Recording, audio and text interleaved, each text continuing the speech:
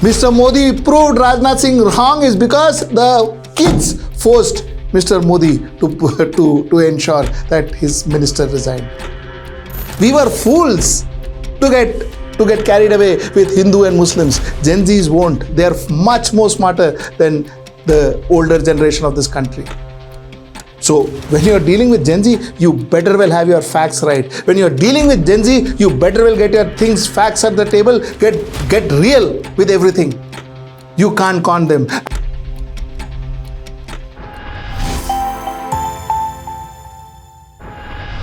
Namaskar. Welcome to another episode of Editorial. Like we told you yesterday, Dharmendra Pradhan finally had to resign. Now, before narratives are circulated, before all the credit of all of this goes to the government, let me tell you something. The decisions taken by the government currently, both in terms of tightening the NEET exams, tightening exams, getting education reforms, all these decisions were not taken by the government proactively. Let us first try and understand it. These decisions were taken by the government because the kids, the protesting kids, made them take this decision. That's the first thing I want to be very clear today. The second thing I want to tell you before I get into the actual editorial is, I have no editorial today. I'm going to show you a lot of visuals, a lot of visuals that will really make you proud of this next generation. But before I get into all of that, let me tell you, this is the first time that Modi has proved Mr. Rajnath Singh wrong, and this is what Mr. Rajnath Singh had to say. इसमें मंत्रियों के त्यागपत्र नहीं होते हैं भैया, वो UPA government नहीं है, एनडीए गवर्नमेंट है. Mr. Modi proved Rajnath Singh wrong is because the kids forced Mr. Modi to ensure that his minister resigned. His minister resigned.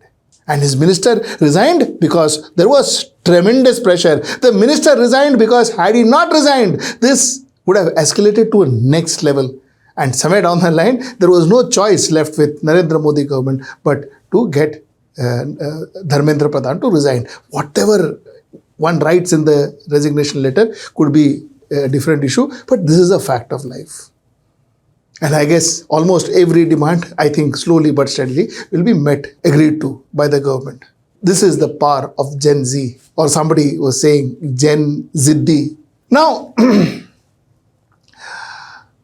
I want to show you a complete collage of a lot of events that happened in Jantar Mantar. Have a look at that collage. Because that collage will give you what India is going to look like in the future. That collage will give you how India is thinking, and it's a very important story. It's a very important, at times, a picture can speak 1,000 words, they say. That's exactly what I intend to show you. I'm going to speak 1,000 words through these pictures. See these pictures. See the conviction. See the dedication. See the courage. And see what Gen Z was willing to pay for what they thought was their justice. That's something that I want you to have a look. Just have a look at this.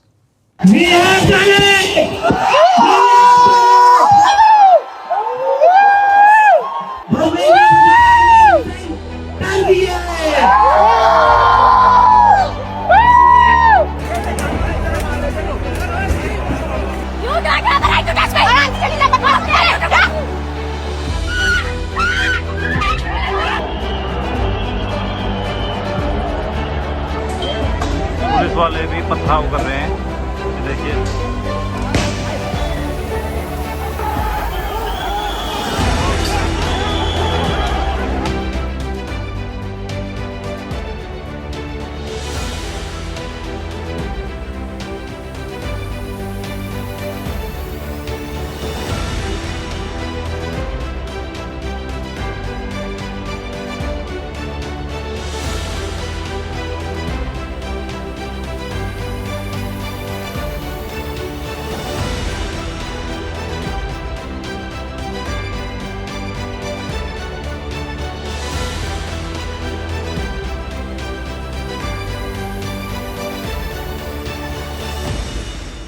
The second very important factor,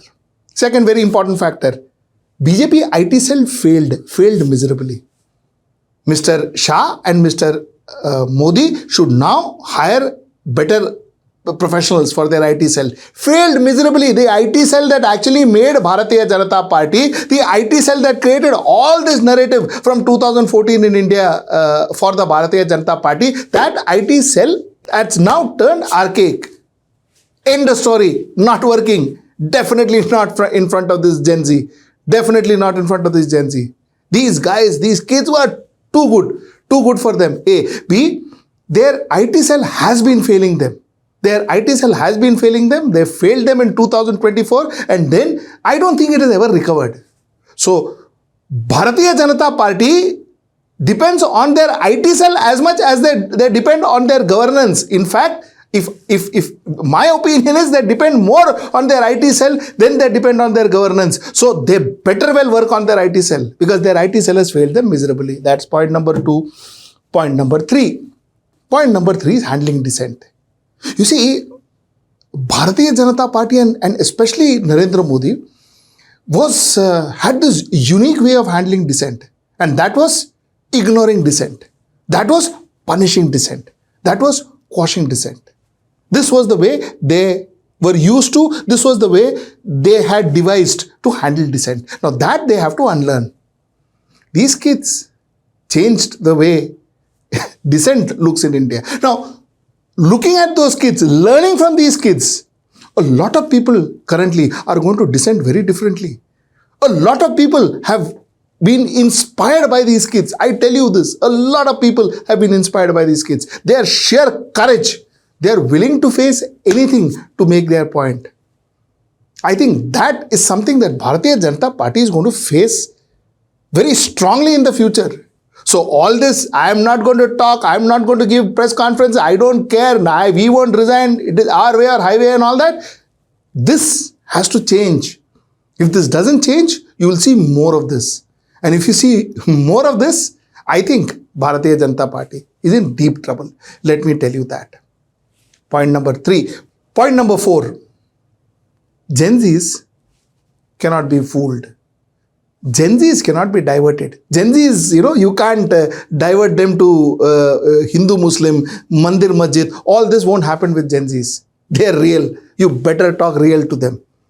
Old people like me could be, and we showed it. We were fools to get carried away with Hindu and Muslims. Gen Zs won't. They are much more smarter than the older generation of this country. So when you're dealing with Gen Z, you better well have your facts right. When you're dealing with Gen Z, you better well get your facts at the table, get real with everything.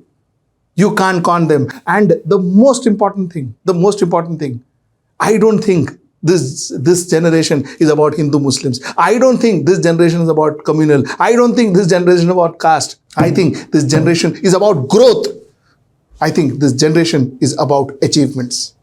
They are not going to now get carried away with caste and creed and all of that. And I'm so happy for it. And the last point, I was wondering whether were we living a lie before 2014 or are we living a lie now after 2014? I'll try and elaborate what I mean by that. You see, my younger days, there was no difference between a Hindu and a Muslim. Not the way it is now. There was no, it didn't make a difference whether, you were working with a Hindu, you were working with a Muslim, it didn't make a difference at all. Mahatma Gandhi, most of us considered the father of this nation.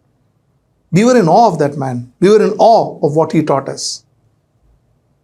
After 2014, it seems like a different country. Because Mahatma Gandhi's killers were the celebrities. And Mahatma Gandhi was turning into a villain. Everything that went wrong was Nehru's fault.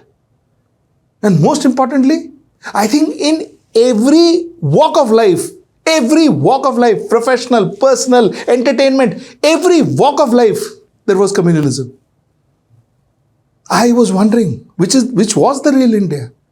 Was the real India pre-2014 or the real India post-2014? I got my answer with this protest. I got the answer to my question. Real India is secular. Real India still believes in the value of Mahatma Gandhi and Dr. Baba Sahib Ambedkar. That is the real India. And that gave me the utmost satisfaction. That reassured me that, my India is in safe hands. This generation is going to take this country way, way higher than any of us could take. So that is what I wanted to tell you. That is my short editorial today. I am happy for this young generation. I'm happy for the future of our education. Let's hope all what is said is actually put into paper. All what is said is actually put on ground. And most importantly, let's hope this government takes education seriously. That's the most important factor. Till I see you next time. That's tomorrow at 10. Namaskar.